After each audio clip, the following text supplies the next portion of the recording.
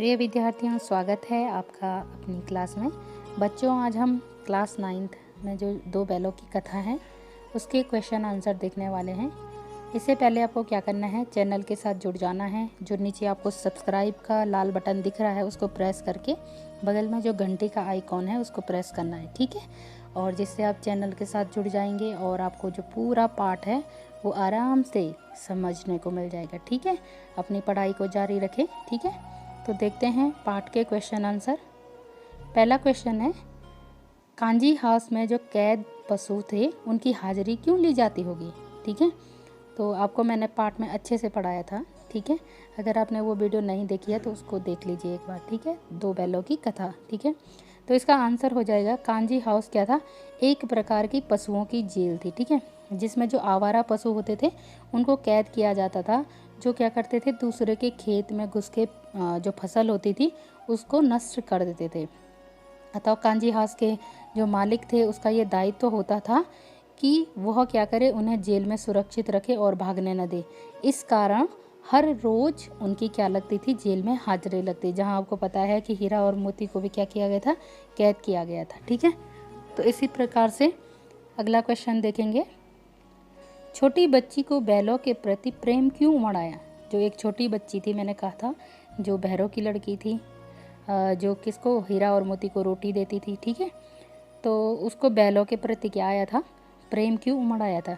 छोटी बच्ची की माँ मर चुकी थी, सौतेली माँ उसे बहुत मारती रहती थी। इधर बैलों की भी यही स्थिति थी। गया उन्हें दिन भर खेत में जोतता, मारता पीटता और शाम को क्या करता था, सूखा भूसा उनको खाने को देता था। छोटी बच्ची को ये सब महसूस हुआ और उसकी स्थिति ने दोनों बैलों की स्थिति, दोनों की क्या थी, एक जैसी स्थिति थी।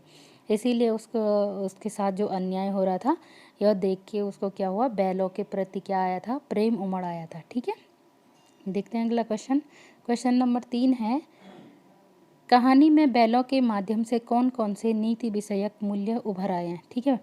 जो ये कहानी है इसमें ऐसे कौन कौन से नीति के जो विषय थे वो उभर के आए हैं, ठीक है। सबसे पहले होता है कि सरल और सीधा जो अत्यधिक सहनशील होना क्या होता है, पाप होता है। भाई किसी को भी, चाहे वो जानवर हो चाहे वो इंसान हो, उसको क्या नहीं होना चाहिए, अधिक सहनशील नहीं होना चाहिए, ठीक है। और इसीलिए बहुत सीधे इंसानों को मूर्ख, मूर्ख के रूप में किसको, गधा। मैंने कहा था अगर किसी को हमें मूर्ख कहना हो तो हम क्या कहते हैं, उसको गधा कहते हैं, ठीक है।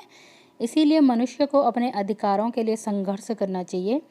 आज़ादी बहुत बड़ा मूल्य है, इसे पाने के लिए मनुष्य को बड़े से बड़ा कष्ट करने को तैयार रहना चाहिए।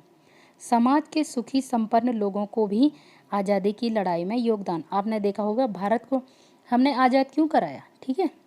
हम चाहते तो अंग्रेज़ों के गुलाम रह सकते थे, लेकिन जो आज़ादी होती है वो बहुत बड़ी चीज़ है भाई। हर किसी को क्या चाहिए, फ्रीडम चाहिए, ठीक है। तो इसी प्रकार से हम देखेंगे कि जो सरल और सीधा जो व्यक्ति होता है उसको मूर्ख कहने के बजाय हम क्या कह देते हैं, गधा कह देते हैं, ठीक है। क्वेश्चन नंबर 4 है, प्रस्तुत कहानी में प्रेमचंद ने गधे के किन स्वभाव, जो स्वभाव की विशेषता है गधे की, ठीक है। जैसे हम गधा कहते हैं वो रूढ़ हो जाता है, ठीक है। तो गधा आपने देखा कि बुद्धिहीन प्राणी माना जाता है। यदि किसी को मूर्ख कहना चाहते तो उसे गधा कह देते हैं। गधा मूर्ख के अर्थ में रूढ़ हो गया है, परंतु लेखक ने इसे सही नहीं माना, क्योंकि गधा अपने सीधेपन और सहनशीलता से किसी को हानि नहीं पहुंचाता है। गाय, कुत्ता और बैल जैसे जानवर कभी कभी क्रोध कर देते हैं, लेकिन गधा बेचारा क्या है, कभी क्रोध, उसमें मैंने कहा था जितने गुण किस में होते हैं, ऋषि मुनियों में होते हैं, उतने गुण किस में होते हैं, गधे में भी होते हैं, ठीक है। अगला क्वेश्चन है, किन घटनाओं से पता चलता है कि हीरा और मोती में गहरी दोस्ती थी।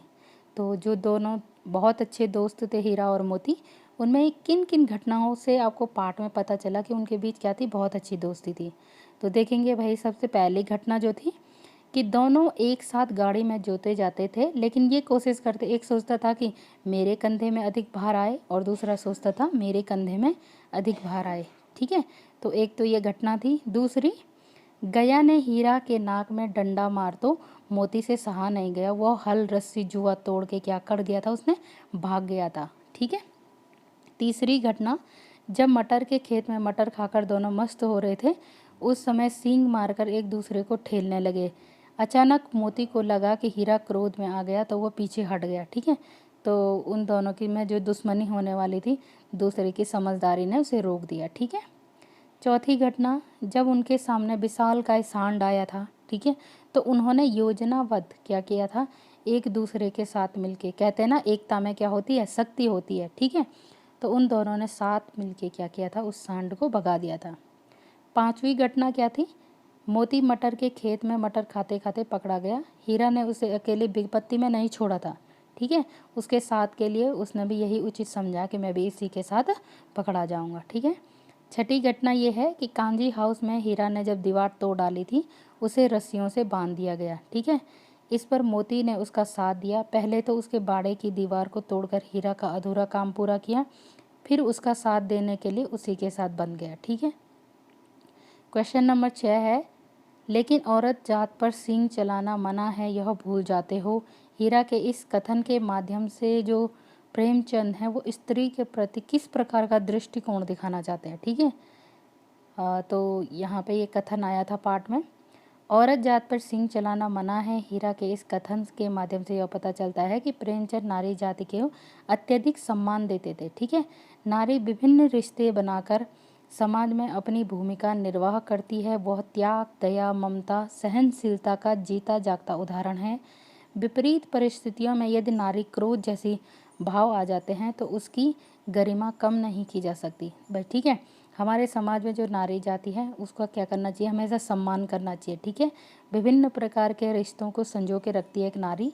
ठीक है, तो अपने घर में भाई नारियों का क्या कीजिए, सम्मान कीजिए। ठीक है, क्वेश्चन नंबर 7 है, किसान जो जीवन है वाले समाज में पशु और मनुष्य के आपसी संबंधों को यह कहानी किस प्रकार व्यक्त किया गया है। ठीक है, किसान जीवन में पशुओं और मनुष्यों के आपसी संबंध क्या होते हैं, बहुत गहरे तथा आत्मीय रहे हैं। किसान पशुओं को घर के सदस्य की भांति क्या करते हैं, प्रेम करते हैं। आपने देखा होगा।